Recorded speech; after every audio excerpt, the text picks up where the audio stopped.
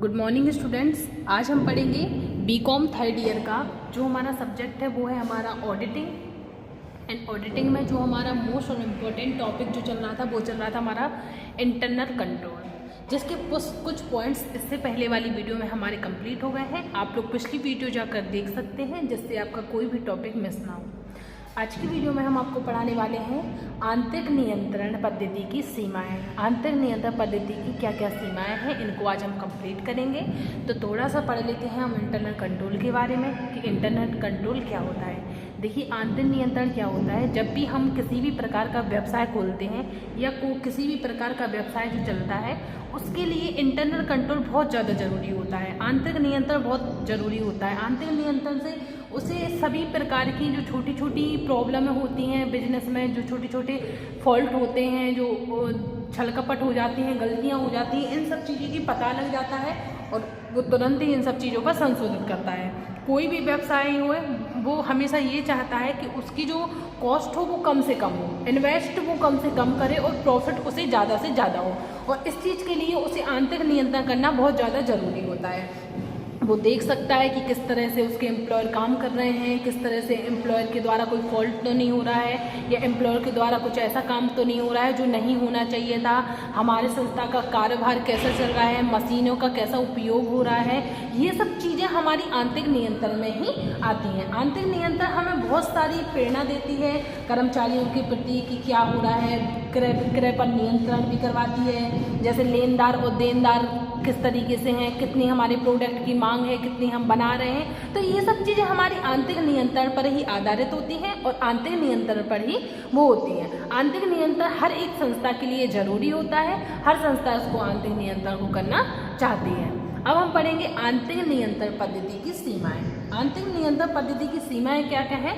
सबसे पहली जो लिखी हुई है, लागू करने की उच्च लागत। देखो क्या होता है, लागू करने की उच्च लागत, जैसे अधिक लागत होने के कारण जो छोटे आकार के व्यवसाय होते हैं उसमें आंतरिक नियंत्रण प्रणाली को लागू नहीं किया जा सकता, क्योंकि जितने छोटे बिजनेस होते हैं, जितना छोटा व्यापार होता है उतनी ही हमारी लागत ज़्यादा होती है और उसमें प्रॉफिट कम होता है। तो उसमें हमारा आंतरिक नियंत्रण प्रणाली को लागू नहीं किया जा सकता। ये केवल व्यवसाय के लिए ही उपयुक्त होता है। मतलब छोटे छोटे जो व्यवसाय होते हैं, उद्योग होते हैं, छोटे छोटे, उनके लिए ये लागू नहीं किया जा सकता। ये केवल व्यवसाय के लिए है जो बड़े आकार के हों। दूसरा है हमारा मानवीय त्रुटि की संभावना।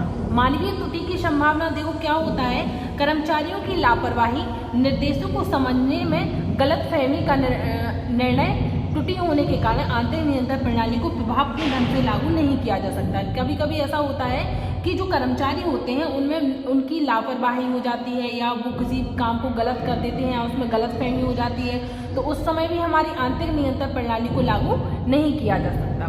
फिर है हमारा तीसरा, मिलीभगत की संभावना। मिलीभगत की संभावना क्या होता है, देखिए आंतरिक नियंत्रण प्रणाली के अंतर्गत कर्तव्यों का पृथक्करण एवं आधारभूत सिद्धांत है। देखो क्या होता है, कभी कभी क्या होता है, जितने भी हमारे एम्प्लॉयर्स होते हैं, एम्प्लॉयर्स हमारी एकजुट होकर काम करते हैं, लेकिन कभी कभी ऐसा होता है कि एक लेनदार देनदार हुए विभिन्न वस्तुओं के, है ना, तो कर्मचारियों के बीच कुछ मिली भगत की संभावना हमेशा बनी रहती है। कुछ कर्मचारी कुछ मिलजुल कर कुछ गड़बड़ी भी कर सकते हैं, तो उस समय भी आंतरिक नियंत्रण प्रणाली का प्रभावपूर्ण ढंग से लागू नहीं किया जा सकता।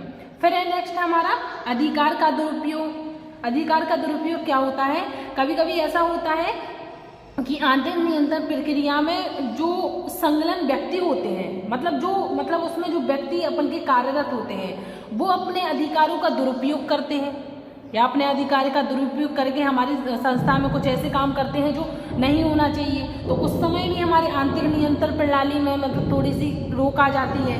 फिर है हमारा नेक्स्ट अपर्याप्तता।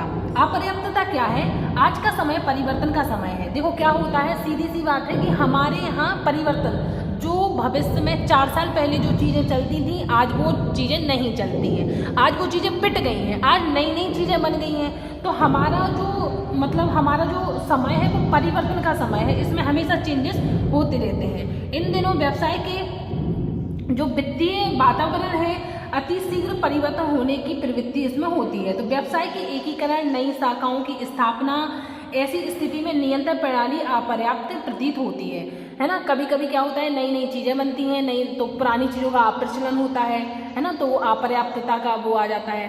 फिर नेक्स्ट है हमारा प्रबंधन द्वारा चालबाजी। देखो प्रबंधन द्वारा चालबाजी क्या होता है, प्रबंधन द्वारा भी चालबाजी कर आंतरिक नियंत्रण प्रणाली को प्रभावित किया जा सकता है। कभी कभी जो मैनेजमेंट होता है वो स्वयं ही किसी चालबाजी कर दे या स्वयं ही कोई गलत काम कर दे जो उसे नहीं करना चाहिए था, है ना, तो उस समय भी हमारी जो आंतरिक नियंत्रण प्रणाली है वो प्रभावित होती है ना। तो ये क्या है, हमारी आंतरिक नियंत्रण पद्धति की सीमाएं हैं। एक बार और हम देख लेते हैं। जैसे पहला है लागू करने की उच्च लागत, दूसरा है मानवीय त्रुटि की संभावना, तीसरी है मिलीभगत की संभावना, फिर नेक्स्ट है हमारा अधिकार का दुरुपयोग, फिर है हमारा अपर्याप्तता और नेक्स्ट है हमारा प्रबंधन द्वारा चालबाजी।